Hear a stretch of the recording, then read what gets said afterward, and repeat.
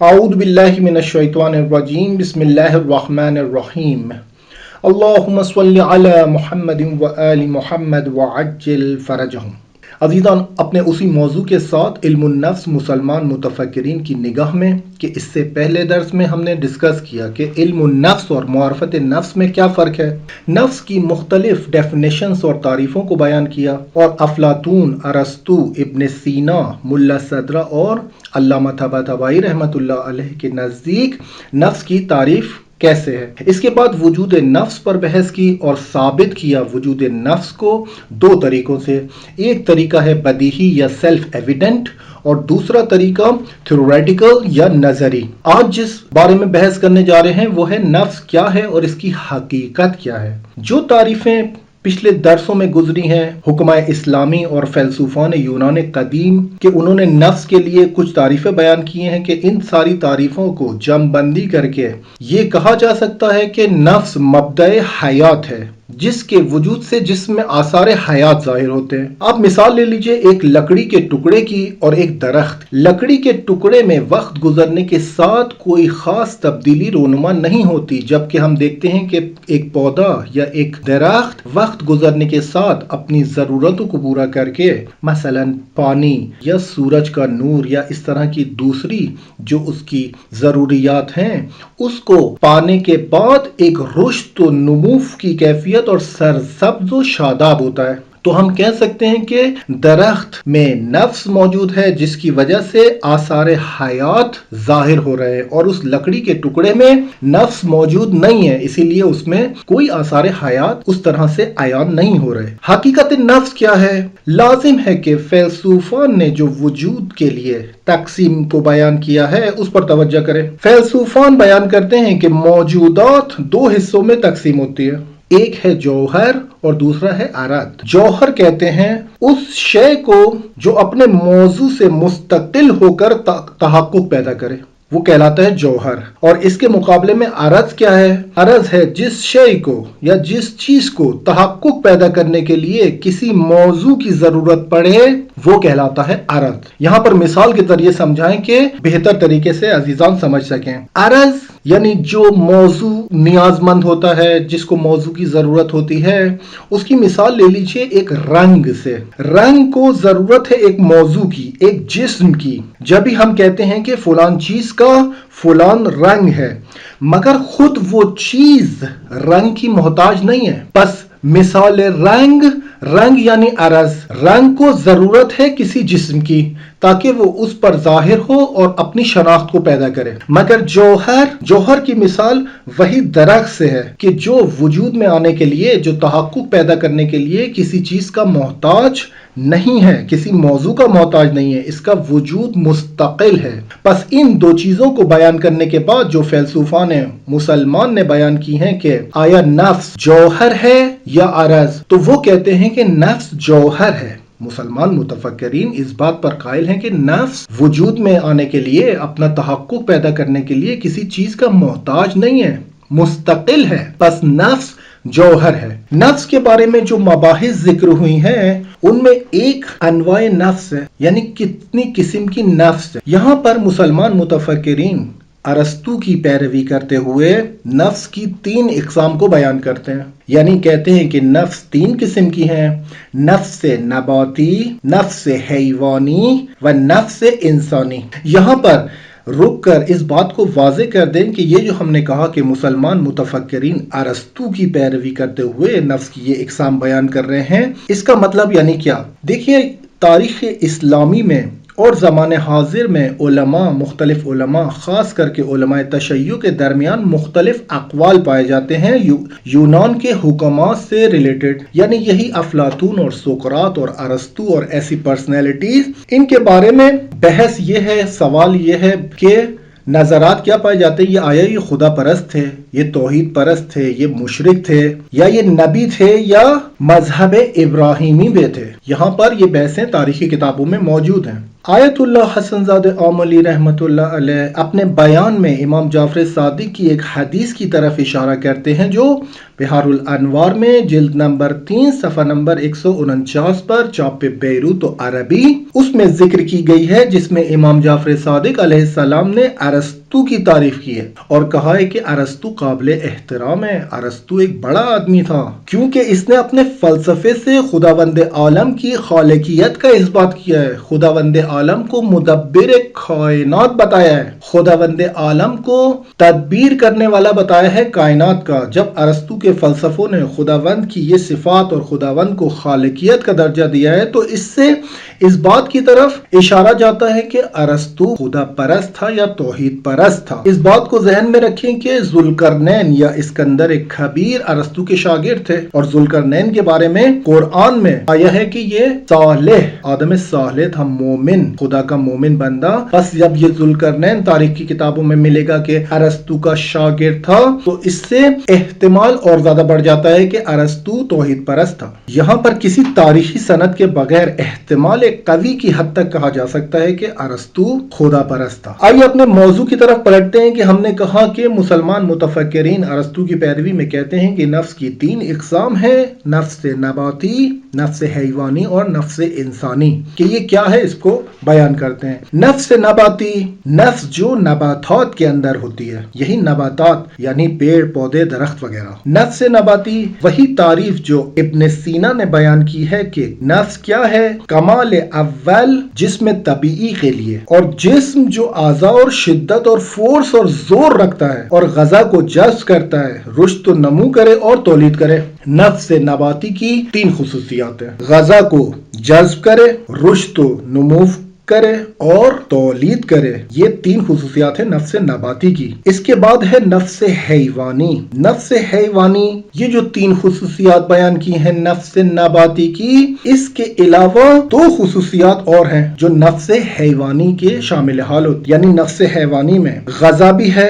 रुश्द नमूव भी है, तौलीद भी है और इसके साथ एहसास और हरकत इरादी। ये एहसास और हरकत इरादी नफ्स हैवानी में इजाफी हैं। तो यहाँ पर नफ्स हैवानी में जो एहसास है, एहसास यानी यही हवा से फंजगाना के जरिए या उसको दर्द का एहसास, हैवान को दर्द का एहसास होता है और हरकत इरादी करता है। हर हैवान अपने इरादे से हरकत कर सकता है तो इसको कहते हैं हरकत इरादी। इसके बाद है नफ्स इंसानी जो बाला तरीन कमाल है नफ्स का, और इसकी खुसूसियात वो जो नबाती और हैवानी में बयान की गई हैं, यानी गजा को जज्ब करता है, रुश्द नमूव करता है, तौलीद करता है, एहसास भी रखता है, हरकत इरादी को भी अंजाम देता है। इसके अलावा नफ्स इंसानी में खुसूसियात हैं, तसव्वुरात को अक्ल के जरिए इस्तेमाल करता है। उसके जहन में जो सूरत है जहनी है, उसके जहन में जो तसव्वुरात हैं उसको अक्ल के जरिए इस्तेमाल करता है। मुख्तलिफ किस्म की राय को इस्तेमाल करता है, डिफरेंट ओपिनियंस देता है। नफ्स इंसान तफक्कुर खासियत है नफ्स इंसानी की, अंदाजे लगाना यानी वही जिसको आप गैस कहते हैं। यहाँ पर तफक्कुर और अंदाजे लगाने को बयान कर देंगे। तफक्कुर के माना है यहाँ पर यानी मुकद्दमात के जरिए नतीजे तक पहुंचता है। तफक्कुर यानी ये फिक्र करना, यानी ये इल्म मंतिक में मुकद्दमात के जरिए नतीजे तक पहुंचना। यानी क्या, मिसाल के तौर पे 2 मुकद्दमात को आप ले लीजिए। एक मुकद्दमा है हर इंसान हैवान है, ये एक मुकद्दमा हो गया। दूसरा मुकद्दमा ले लीजिए हर हैवान को ऑक्सीजन की जरूरत पड़ती है, ये मुकद्दमा दूसरा हो गया। एक नतीजा लेते हैं और वो नतीजा ये है कि हर इंसान को ऑक्सीजन की जरूरत है। तो बस मुकद्दमात से नतीजे तक पहुंचने के लिए जो अमल होता है उसको कहते हैं तफक्कुर। और अंदाजे लगाना या गैस क्या है, गैस यहाँ पर जहन का, इंसानी जहन का सुरअत के साथ इस्तेमाल करके मजहूल को मालूम कर लेना, ये है अंदाजा लगाना या गैस करना। ये इंसानी नफ्स की खुसूसियत है कि वो मजहूल चीज को जो उसके लिए नाआशना है उसको मालूम करने की कुदरत रखता है और यही उसका जहन इस काम को अंजाम देता है और ये जहन नफ्स इंसानी की बना पर इस काम को अंजाम देता है। यहाँ पर एक नुक्ता बयान करते हैं इस्लाही तौर पर अजीजान, ये जो हमने नफ्स नबाती और नफ्स हैवानी और इंसानी को बयान किया और इसकी खुसूसियात को बयान किया, इसमें आप देखें कि अगर हम सब का इस बात पर यकीन है कि हमारे अंदर नफ्स इंसानी है तो हमें इस बात को साबित करना होगा। कैसे साबित करें कि हमारे अंदर नफ्स नबाती नहीं है, हमारे अंदर नफ्स हैवानी نہیں ہے, ہمارے اندر خصوصیات نفس انسانی بھی موجود ہے. کیوں کچھ لوگ نفس نباتی کی طرح صرف غذا کو جذب کرنا یا کھانا پینا یا صرف رشد النمو, رشد جسمی, رشد بدنی اور تولید نسل کرتے ہیں. اگر یہ کوئی شخص آپ دیکھیں کہ صرف یہ 3 کام انجام دیتا ہے, یعنی کھانا پینا کرتا ہے, اس کا بدن رشد کرتا ہے اور تولید نسل کرتا ہے, اگر اس کے علاوہ اور کوئی کام انجام نہیں دیتا تو آپ اس کو نہ کہیں کہ اس کے اندر نفس انسانی بھی موجود ہے. نفس انسانی موجود ہے, مگر وہ صرف وہ خصوصیات کا استعمال کر رہا ہے جو نفس نباتی کے اندر ہے. وہی نفس جو پیڑ پودے اور درخت کے اندر موجود ہیں وہی کام انجام دے رہا ہے, نفس انسانی کی طرف قدم نہیں بڑھائے. اس کے بعد آپ دیکھیں کہ تفکر ہے, تعقل ہے, مقدمات سے نتیجے تک پہنچنے کو کیوں معطل کیا ہوا ہے. یہ جو انسانی نفس کی خصوصیات ہیں, انسانی نفس یعنی تفکر یعنی تعقل, عقل کا استعمال کرے, فکر کرے, تفکر کرے. اگر نفس حیوانی کی طرح صرف احساس بھی رکھتے ہیں تو اشتباہ, یعنی احساس یعنی وہی حس, دیکھنا اور سننا. دیکھنا اور سننا یہ نفس حیوانی کے اندر ہے, مگر انسان اس دیکھنے اور سننے کے بعد اس کو تفکر اور تعقل کے مرحلے سے گزارتا ہے. اگر حرکت ارادی کرتے ہیں جو نفس حیوانی کا خاصہ ہے, تو حرکت ارادی بھی کرتے ہیں غلط جہت کی طرف. عزیزان, ہمیں ایک زندگی عاقلانہ گزارنی ہے اور ہدف کو اپنی زندگیوں میں مشخص کرنا ہے. اگر ہم نے یہ کام کیا تو پھر ہم افتخار کے ساتھ کہہ سکتے ہیں کہ ہمارے اندر بھی نفس انسانی موجود ہے, اور وہی نفس انسانی کی جو خصوصیات موجود ہیں ہم سب سے استفادہ حاصل کرتے ہیں. کیونکہ بغیر عقل اور ہدف خلقت کے تو جنگل میں حیوانات بھی اپنی زندگی گزار رہے ہیں. یہاں پر جو سوال پیدا ہوتا ہے وہ یہ ہے کہ اگر کوئی شخص آج سے عہد کرے کہ میں عاقلانہ زندگی گزارنا چاہتا ہوں تو اسے مشاورے اور رہنما کی ضرورت ہوگی جو عاقلانہ اور احمقانہ زندگی میں فرق پتہ ہے. ایسا تو نہیں ہو سکتا کہ کوئی انسان آپ کو کہہ رہا ہے کہ صرف نفس نباتی اور نفس حیوانی کی خصوصیات کو اپنی زندگیوں میں آشکار نہ کریں, نفس انسانی کی طرف قدم بڑھائیں. نفس انسانی میں وہ خصوصیات جو 2 نباتی اور حیوانی نفس کے اندر ہیں, اس کے علاوہ تفکر اور تعقل بھی ہے. تو یہاں پر ہمیں ایک رہنما کی ضرورت ہے, ہمیں ایک لیڈ کرنے والے کی ضرورت ہے, ہمیں ایک مشورہ دینے والے کی ضرورت ہے جو حد عقل ہمیں یہ بتائے کہ عاقلانہ زندگی اور احمقانہ زندگی میں فرق کیا ہوتا ہے, کہ ہم عاقلانہ زندگی کو انتخاب کریں. اس کے بعد اس شخص کی شرائط یہ ہیں کہ یہی رہنما, یہی مشاور, یہی مشورہ دینے والا, اس کی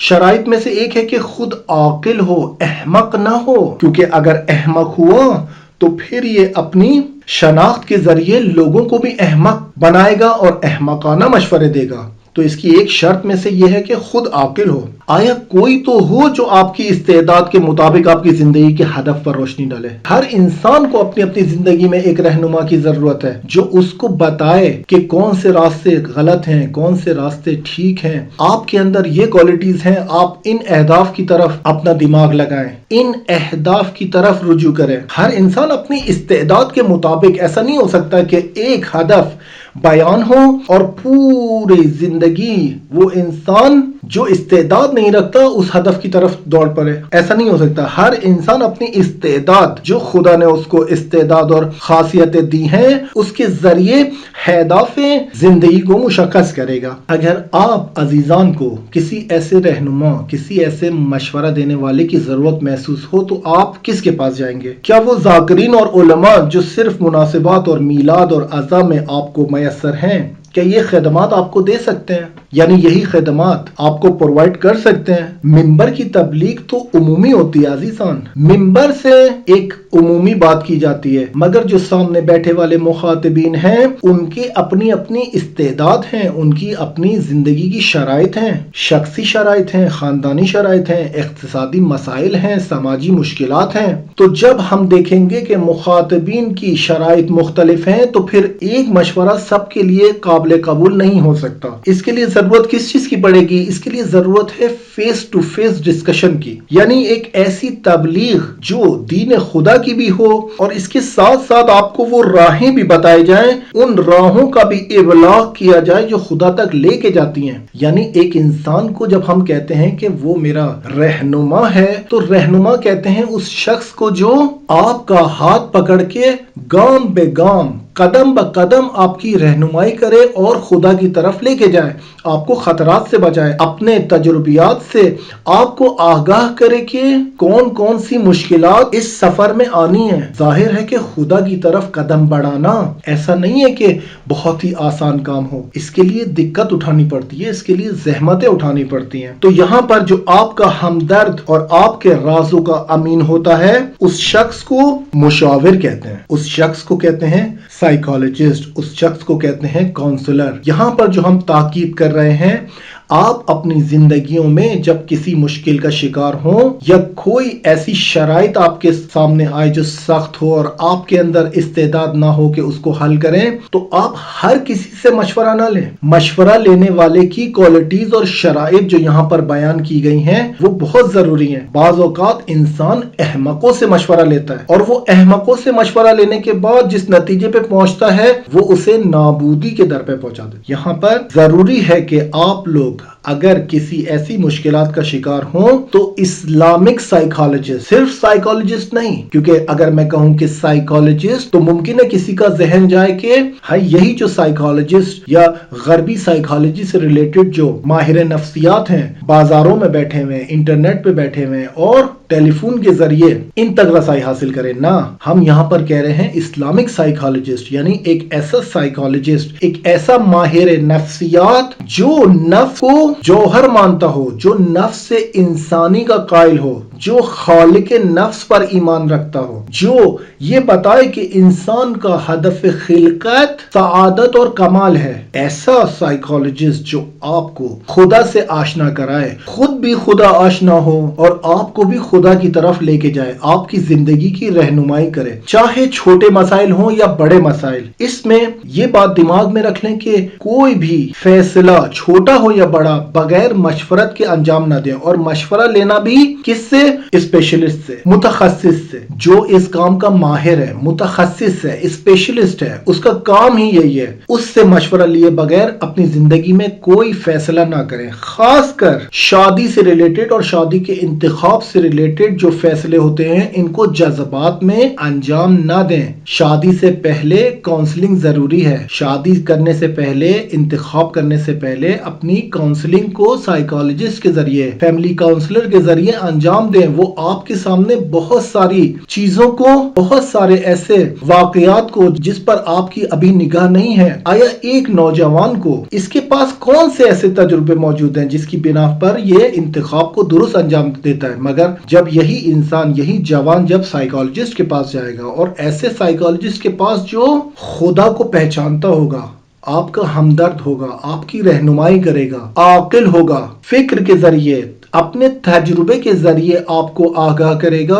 تو پھر اس جوان کے سامنے بہت سارے سوالات اٹھ جائیں گے، اور آگے آنے والی زندگی میں یہ دیکھے گا کہ یہ جو شریک سفر ہے میرا، اس کے اندر یہ کوالٹیز موجود ہیں یا نہیں۔ آیا مجھے بعد میں آنے والے زندگی کے سالوں میں کسی مشکلات کا سامنا کرنا پڑے گا یا نہیں؟ اگر مشکلات کا سامنا کرنا پڑے گا تو کن بنا پر، کون سے ایسے شرائط آئیں گے جس کی وجہ سے یہ مشکلات آئیں گی؟ تو ابھی میرے پاس وقت ہے۔ عزیزان، شرمانے کی ضرورت نہیں ہے۔ بہت سے لوگ شرما حضوری میں اور حیا کا دامن تھامتے ہیں اور انتخاب کو اشتباہ انجام دیتے ہیں۔ شرمانا نہیں ہے، اور اگر آپ کو شرم آ بھی رہی ہے سائیکالوجسٹ سے مشورہ لینے کے لیے انتخاب کے مرحلے میں، شادی سے پہلے، تو یہ شرمانا بہت بہتر ہے کہ کل پچھتاوا اور پشیمانی سے ہمکنار ہو۔ یہاں پر ہم نے صرف اصلاحی طور پر نقطہ بیان کیا کہ ہمارا مقصد ہی ان دروس کو بیان کرنے کا یہی ہے کہ انسان کو آگاہی دیں تاکہ وہ توجہ کرے، اور اس توجہ کے بعد اپنی اصلاح کا بندوبست کرے، اور اصلاح کرنے کے بعد اس مراحل کو، اصلاحی مراحل کو رشد اور ڈیولپمنٹ کی طرف لے کے جائے۔ تو یہ نقطہ بیچ میں آ گیا تھا، یہاں پر بیان کر دیا تھا۔ نفس انسانی کے اندر یہ خصوصیات موجود ہیں کہ وہ ہر کام کو کرنے سے پہلے تفکر اور تعقل کر سکتا ہے، صرف نفس حیوانی اور نفس نباتی کی طرح نہیں ہے۔ اس کے بعد نوبت آتی ہے خصوصیات نفس نفس انسانی کی طرف کہ نفس انسانی جو ہم نے بیان کیا کہ بالا ترین مصداق ہے نفس کا، اور نفس نباتی اور نفس حیوانی کے بعد آتا ہے نفس انسانی، تو اس کی خصوصیات کیا ہیں؟ اس کی 4 خصوصیات بیان کی ہیں مسلمان متفکرین نے، اور وہ کہتے ہیں کہ پہلا یہ ہے کہ نفس جوہر ہے۔ دوسری خصوصیت کیا ہے؟ مادے سے نفس کا تعلق کیسا ہے؟ دیکھیں عزیزان، نفس ہے جوہر اور مستقل ہے، مگر اپنے کاموں کو انجام دینے کے لیے مادے کی محتاج ہے۔ نفس تنہا کوئی کام انجام نہیں دے سکتی، اس کو تعلق جوڑنا پڑے گا، یعنی وہی مادہ انسانی بدن ہے، انسانی جسم، اس کے اعضاء و جوارح۔ نفس انسان جو بھی کام انجام دے گی، اس کو اپنے کاموں کو انجام دینے کے لیے، اپنی فعالیت کو انجام دینے کے لیے ارتباط قائم کرنے پڑے گا۔ کس سے؟ انسان کے بدن سے۔ یہاں پر مثال لے لیجئے، نفس کے کاموں میں سے ایک کام کیا ہے؟ ادراک کرنا۔ ادراک یعنی درک کرنا کسی چیز کو، اور درک کا مرحلہ، ادراک کا مرحلہ کب آتا ہے؟ جب احساس کا مرحلہ گزر جائے، یعنی مقدمہ ہے احساس، یعنی یہی حواس پنجگانہ کے ذریعے آپ جو احساس کرتے ہیں، کسی چیز کو چھوتے ہیں، کسی چیز کو چکھتے ہیں، کسی بات کو سنتے ہیں اور کسی چیز کو دیکھتے ہیں، یہ سارے ہیں نا حواس پنجگانہ۔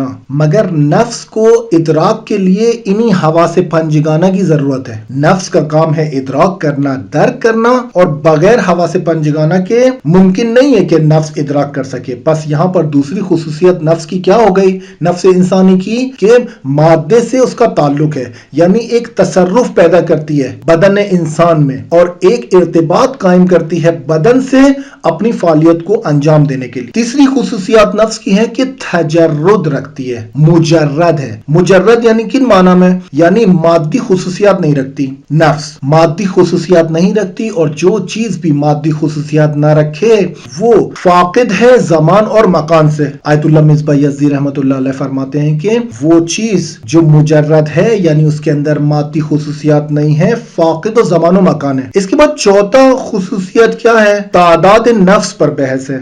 یہاں پر تعداد نفس میں 2 سوال۔ ایک سوال یہ ہے کہ کیا اس جہان میں، اس کائنات میں ایک نفس ہے یا متعدد نفوس وجود رکھتی ہیں؟ ایک سوال یہ ہے۔ دوسرا سوال یہ ہے کہ کیا انسان کے اندر ایک ہی نفس ہے یا متعدد نفوس؟ تو ان 2 سوالوں کا جواب دیتے ہیں کہ پہلا سوال کہ جہان میں، اگر اس کائنات میں ایک نفس ہے یا متعدد، تو اس کا جواب یہ ہے کہ جی ہاں، جہان میں متعدد نفوس وجود رکھتی ہیں، کیونکہ ایک انسان کا نفس دوسرے انسان کے نفس سے مختلف ہے۔ بس یہ دلیل بنتی ہے کہ ہر انسان کے لیے اس کا اپنا نفس مستقل ہے۔ تو یہاں پر اس جہان میں متعدد نفوس کا وجود ہے۔ دوسرا سوال کہ کیا انسان کے بدن میں ایک نفس ہے، نفس واحد ہے، یا متعدد نفوس؟ تو اس کا جواب یہ ہے کہ ایک انسان کے اندر ایک ہی نفس موجود ہے، نہ متعدد۔ اس موضوع کو فیلسوفان مسلمان نے کثرت نفس اور وحدت نفس کی بحث میں ذکر کیا ہے۔ یہ جو ہم نے بیان کیا کہ نفس نباتی کی خصوصیات غذا، رشد، نمو اور تولید ہے، اور نفس حیوانی کی خصوصیات میں ہے اضافی احساس اور حرکت ارادی، اور نفس انسانی تمام تر خصوصیات نفس نباتی اور نفس حیوانی کو رکھنے کے ساتھ ساتھ تعقل اور تفکر کی قوت بھی رکھتی ہے۔